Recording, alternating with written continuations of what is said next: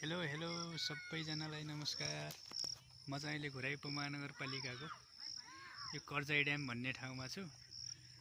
यता चाहिँ के फुटबल कार्यक्रम भइरहेछ, फुटबल खेलिरहनु भएको छ। अनि म चाहिँ यो थोरै माथि डाँडामा छु। डाँडा भन्नाले अलि उच्चो ठाउँमा। अनि आज पानी परेर पानी बिदिसकेपछि बेलुकाको समय चाहिँ यता माथि पहाडतिर चाहिँ बादल लागिरहेछ। अनि म र भति चाहिँ बाइक सिक्नलाई भनेर आएको। अहिले यस्तो चाहिँ आएको चाहिँ यता धान लागिरहेछ, धान लागेको छ यता चाहिँ। अनि यता प्लटिङ, ठुलो प्लटिङको एरिया छ। अनि यो ड्याम साइड चाहिँ यता तल, यो जुन मैले देखाइरहेको छु ड्याम साइड यता तल छ। धेरै मान्छेहरू आउनुहुन्छ, यता आउनु भएको छ अहिले पनि घुम्नलाई आएको चाहिँ। यो हरियाली दृश्य अवलोकन फ्रेसनेसको लागि पनि धेरै मान्छेहरू आउनुहुन्छ यहाँ चाहिँ। अहिले पनि म त्यसकै लागि भतिजीलाई चाहिँ बाइक सिकाउने भनेर आएको छु यता।